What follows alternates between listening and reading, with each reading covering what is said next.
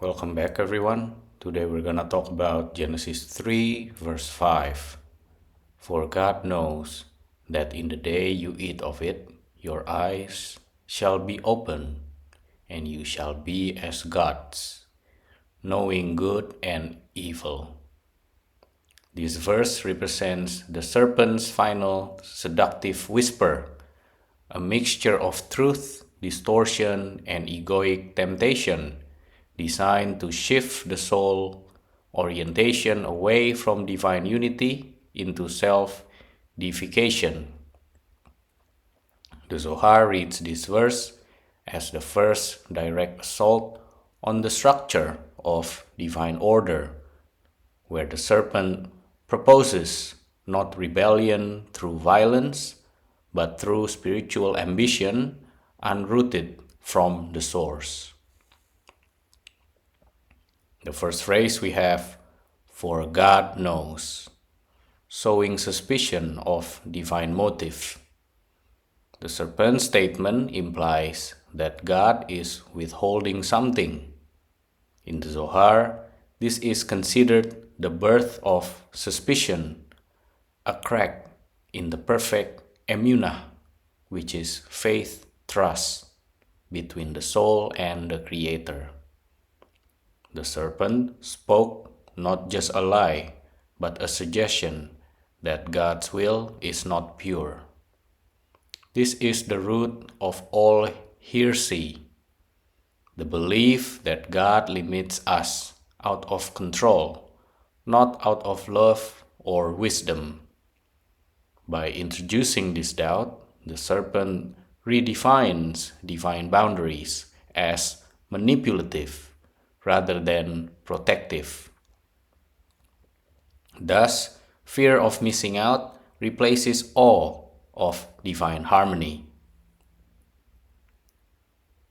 The next phrase we have, your eyes shall be open, the awakening of dualistic perception. The Zohar emphasizes that Adam and Eve already had spiritual sight. They were clothed in Or, which is divine light, and lived in transparent communion with the upper worlds. The serpent offers a different kind of eye-opening, the shift into Da'at Tov Vara, knowledge of good and evil. Not unity, but comparison. Not wholeness, but judgment. Not divine light, but fragmented awareness. This opening of the eyes is actually the beginning of spiritual blindness, because one now sees separation instead of unity, good versus evil instead of the divine all.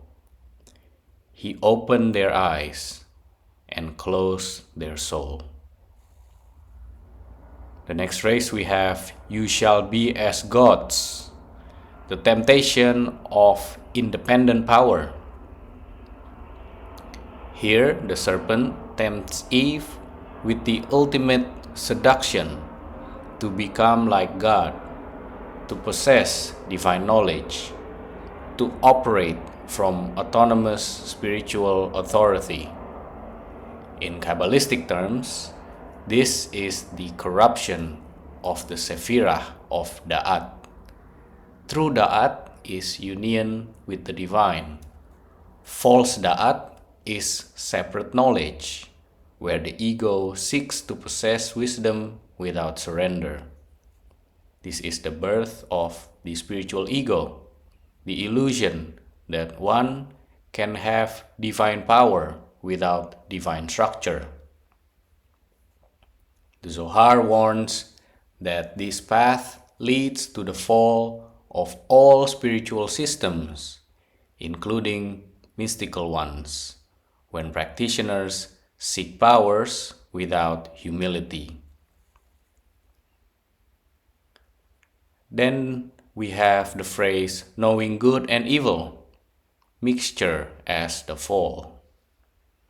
The Zohar teaches that before the fall, Adam and Eve lived in Eitz Chaim, which is the tree of life, which represents pure unity.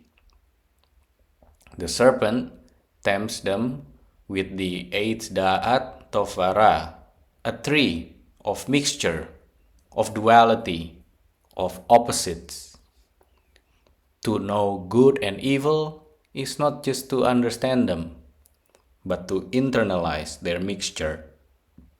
The soul becomes confused, the world divided, and discernment blurs. Where once there was only light, now light and shadow dance together. Thus begins the world of exile, where the holy must now be extracted from the profane. Mystical implication from receiving to grasping. The serpent tempts the feminine to grasp rather than receive. In Eden, the flow was from above to below. God's light poured into creation. But now Eve is offered the idea that she can take light, grasp knowledge, seize divinity without the path of alignment. This is the essence of Klipah consciousness, wanting the light without the vessel, the crown without the cross, the wisdom without the surrender. To summarize, Genesis 3 verse 5 through the Zohar reveals the core temptation of the serpent, not rebellion through force, but through false enlightenment. The phrase, "for God knows," the serpent suggests that God withholds wisdom to keep humanity limited. This sows doubt about divine goodness. The phrase, "your eyes shall be open," not to higher light, but to dualistic perception, where one begins to judge, compare, and fragment. The phrase, "you shall be as gods," here lies the true fall, the temptation to become a god unto oneself, to control instead of align, to possess divine knowledge instead of receiving it humbly.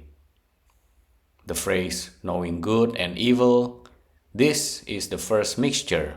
Before this, reality was unified. Now, opposites are blended, and the soul must navigate discernment in a world of shadow and light. The serpent's final seduction is this: you don't need God, you can be God. And with that, the exile begins. To return to Eden is not to avoid knowledge, but to unify it with humility, to receive from the tree of life, and to see again with the eyes of the soul, not the eyes of separation. That's it for today. Thank you very much for your donation.